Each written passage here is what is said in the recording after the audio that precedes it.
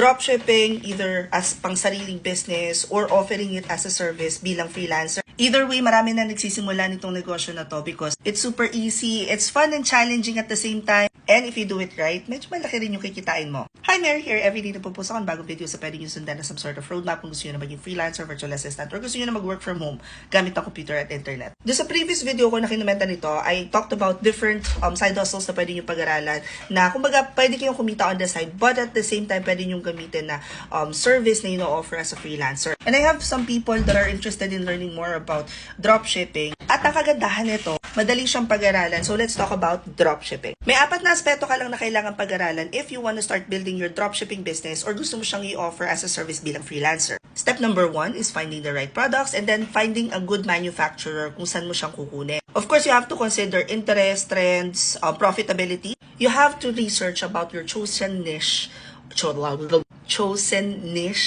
analyze competitor, target audience, market trends. Syempre, when you choose a product, you have to understand the demand for that product. Syempre, when it comes to finding naman manufacturers or suppliers, you have to find someone who is reputable. Napaka-importante na reliable yung iyong mapipili na supplier para sa dropshipping business mo. Kailangan intindihin mo yung product quality, yung shipping times. Tapos, saan mo ba ibebenta yung product? Are you going to sell it sa sarili mong website? Are you going to sell it sa mga platform na kagaya ng Orange App, Blue App? You have to curate a selection of products that are within your brand. You have to ensure that your chosen products align with your chosen niche. And syempre, you have to have a good profit margin then. You have to set competitive rates, yung pricing mo. So there are so many things that comes into play when it comes to starting the dropshipping business alone.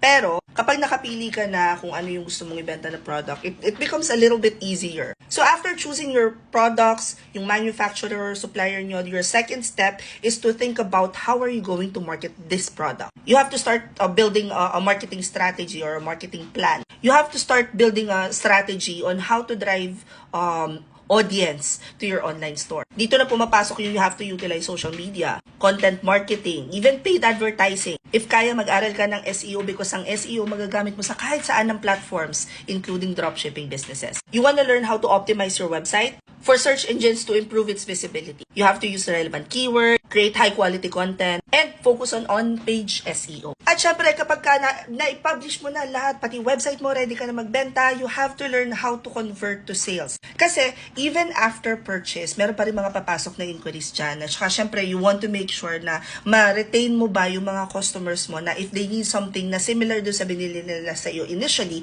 sa iyo pa rin sila babalik. I think one of the most underrated factor ng mga e-commerce businesses ngayon is yung customer retention. Ayan. Dropshipping is just an example of an e-commerce business. And yung lahat ng natap natin na parang aspects that you need to learn about putting up an e-commerce business, dinidiscuss namin dun sa class namin na Zero to E-com. Level 2 to, wala siyang internship, mostly mga parang homeworks lang yung ibinabato namin. Depende pa rin syempre sa mentees namin doon sa class na yun. If you feel na okay na, carry na nila, naintindihan nila tong subject na to, then nag-move on na sila doon sa next class. Kasi 4 na classes to, 4 hours each class, 4 na mentors yung makikilala nyo. 999 pesos lang siya. And if you guys want to join yung aming February batch, i-click nyo lang tong link sa bio ko. Pag hindi gumana, guys, copy and paste sa browser. Pwede rin kayo pumunta sa Instagram ko, i-click nyo lang to. At pag hindi nag-work yung TikTok at saka yung Instagram, punta na lang kayo sa Facebook, hanapin nyo tong video na to, makikita nyo sa mismong caption yung link para mag-enroll. Ganon din naman sa YouTube, check nyo na lang yung description box.